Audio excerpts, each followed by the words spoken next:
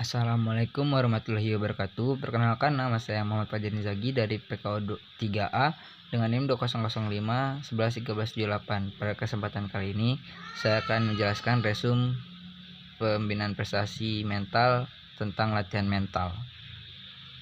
Berikut penjelasannya. Latihan mental. Definisi latihan mental. Secara luas, pengertian mental mencakup pikiran, pandangan, image, dan sebagainya, yang pada intinya adalah pemberdayaan fungsi berpikir sebagai pengendali tindakan dan respon tubuh. Dikutip dari Nasution 2010. Korut 2004 menyatakan bahwa mental merupakan sebuah kecakapan. Oleh karena itu, mental dapat dilatih dan dikembangkan. Istilah yang sering digunakan adalah mental skill atau psychological skill yang diterjemahkan sebagai kecakapan atau keterampilan mental.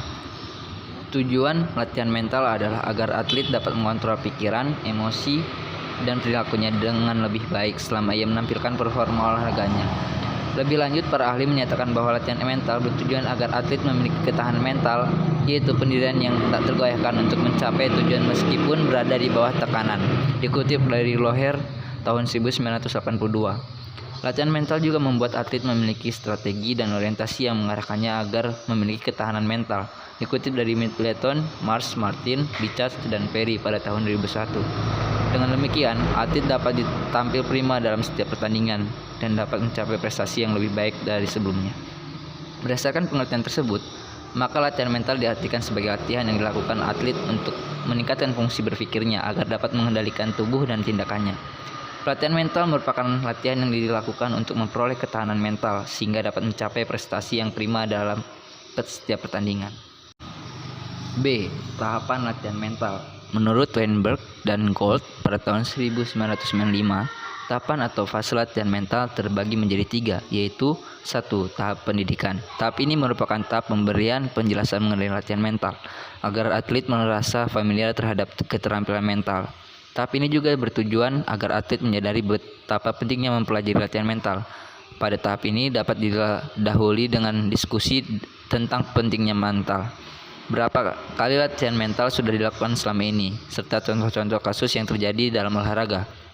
2. Tahap akuisisi atau perolehan. Tahap ini berfokus pada strategi dan teknis pelaksanaan. Tahap ini dilakukan untuk mengetahui keunikan dan atau kondisi tiap individu. Pada tahap ini diharapkan dapat diketahui bagaimana kemampuan individu dan apa yang menjadi kebutuhannya. Beberapa bentuk asesmen dapat dilakukan pada tahapan ini. 3. Tahap pelatihan. Tahap ini merupakan tahap akhir atau tahap pelatihan itu sendiri. Tahap ini memiliki beberapa tujuan, yaitu mencapai otomatisasi, mengajarkan integrasi keterampilan psikologis ke dalam situasi atau gerakan, dan mensimulasikan pada situasi kompetisi. C. Bentuk pelatihan mental. Menurut Valley dalam Weinberg dan Gold pada tahun 1995, keterampilan psikologis atau mental yang dapat dikembangkan melalui metode pendidikan dan latihan ada 4, yaitu goal setting, physical relaxation, talk atau attention, control, dan imagery. Yang pertama, goal setting. Goal setting atau penetapan sasaran merupakan dasar dari latihan mental. Penetapan sasaran perlu dilakukan agar atlet memiliki arah yang harus dituju. Sasaran tersebut dapat berupa sasaran jangka panjang, menengah, dan jangka pendek. Dikutip dari Nasution tahun 2009, dalam menentukan sasaran terdapat 4 prinsip utama.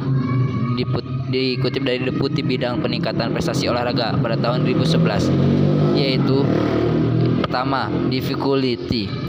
Gol yang sulit akan meningkatkan performa dibandingkan dengan gol yang mudah. Yang kedua, specificity. Gol yang spesifik akan lebih efektif dibandingkan dengan gol yang subjektif atau tidak gol. 3.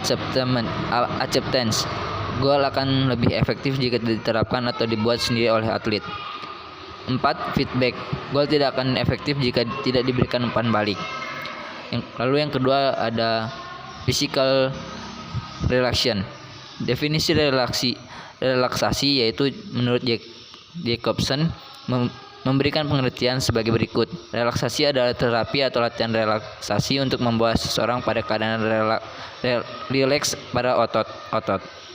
Relaksasi adalah salah satu teknik dalam perilaku yang dikembangkan oleh Jacobson dan Wolff untuk mengurangi ketegangan dan kecemasan yang dikutip Gottfried dan Davidson pada tahun 1976.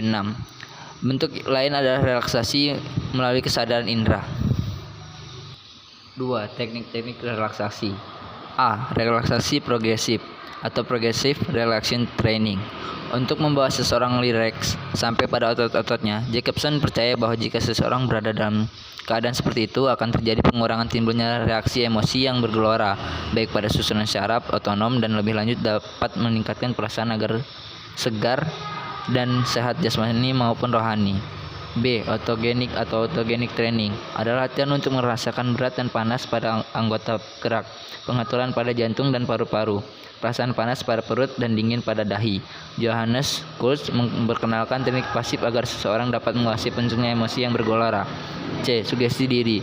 Suggestion teknik seseorang dapat melakukan sendiri perubahan kefaalan pada dirinya sendiri.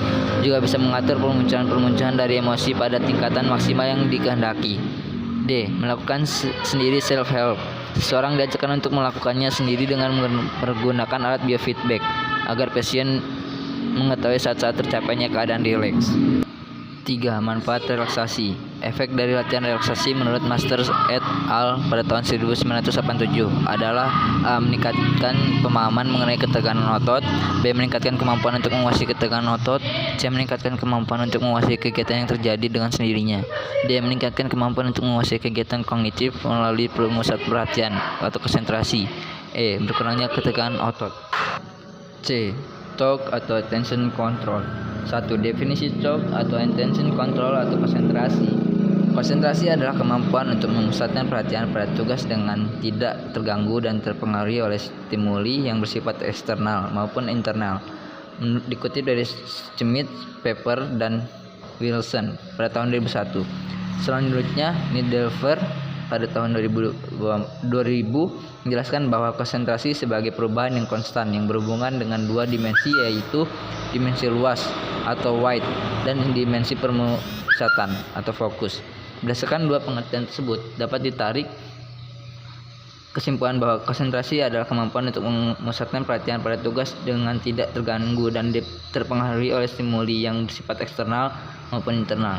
Sedangkan pelaksananya mengacu kepada dimensi yang luas atau wide dan dimensi pemusatan atau fokus pada tugas-tugas tertentu. Berdasarkan dua pengertian tersebut, dapat ditarik kesimpulan bahwa konsentrasi adalah kemampuan untuk memusatkan perhatian pada tugas dengan tidak terganggu dan terpengaruhi oleh stimuli yang bersifat eksternal maupun internal. Sedangkan pelaksananya mengacu kepada dimensi yang luas atau wide dan dimensi pemusatan atau fokus pada tugas-tugas tertentu. 2. Petunjuk sebelum latihan konsentrasi. Beberapa petunjuk yang harus dilakukan sebelum latihan konsentrasi dikutip dari Goron pada tahun 1984 menjelaskan sebagai berikut. 1. Jauhkan pikiran terhadap sesuatu yang pernah Anda lakukan ataupun pernah Anda alami. 2. Pusatkan perhatian Anda pada satu tempat. 3. Tunjukkan pusat perhatian pada satu lokasi tersebut. 4. Kosongkan pikiran Anda, biarkan tetap kosong. 5. Pindahkan dari sasaran khusus ke pusat perhatian seperti gambar panorama. Kemudian dihadirkan sesuatu gambar besar yang memberikan kemungkinan masukan tanpa menyeleksinya. 6. Berupaya mampu memusatkan perhatian terhadap semua benda. 7. Berhentilah dan kemudian kembali konsentrasi. D. Imagery atau visualization. 1. Definisi imagery atau visualization. Pada dasarnya istilah imagery atau visualisasi dan latihan mental telah digunakan secara bergantian oleh para peneliti, psikolog olahraga, pelatih dan atlet untuk menggambarkan teknik latihan mental yang kuat. Dari Taylor dan Wilson pada tahun 2005, bagian 1. Pada awal perkembangan latihan mental merupakan istilah yang dipakai untuk menggambarkan teknik latihan imagery, tetapi istilah ini hanya menunjuk pada gambaran di umum dan dari strategi berlatih dengan modalitas sensorik atau kognitif yang digunakan. Dikutip dari Taylor dan Wilson pada tahun 2005. Dikutip dari Taylor dan Wilson pada 2005 bagian 2 menegaskan bahwa kekuatan imagery terletak pada penggunaannya sebagai program struktur yang menggabungkan berupa tulisan dengan audio script yang dirancang untuk menangani teknik olahraga tertentu agar atlet dapat meningkatkan penampilannya. Melihat dari berbagai pendapat di atas, dapat diambil kesimpulan bahwa pengertian dari imagery adalah salah satu bentuk latihan mental yang menyertakan berbagai indera pada saat membentuk suatu gambar dalam pikiran atau pada saat melakukan imagery, sehingga semua indera secara intens mengalami kejadian pada proses imagery ini seperti menggunakan secara nyata, di mana latihan ini memiliki tujuan untuk meningkatkan kinerja atlet dalam olahraga baik dalam proses berlatih maupun pada saat tampil dalam sebuah pertandingan atau kompetisi. 2. Faktor-faktor yang mempengaruhi efektivitas imagery. A. Nature of the text. B. Skill level of the performer. C. Imaginability. D. Using imagery along with physical practice. 3. Fungsi imagery dalam olahraga. Imagery merupakan bagian dari latihan mental atau mental training. Fungsi imagery dalam bidang olahraga sering diaplikasikan pada beberapa situasi sesuai dengan kebutuhan olahragawan atau atlet. Adapun beberapa fungsi imagery dalam olahraga adalah sebagai berikut. Menurut Improve Concentration. 1. Enhance motivation. 2. Build confidence. 3. Acquire practice and correct sports skill. 4. Acquire and practice strategy. 5. Prepare for competition. 6. Cope with pain and injury. Sekian dari saya, mohon maaf jika ada salah-salah kata. Wabillahi taufiq wal hidayah. Wassalamualaikum warahmatullahi wabarakatuh.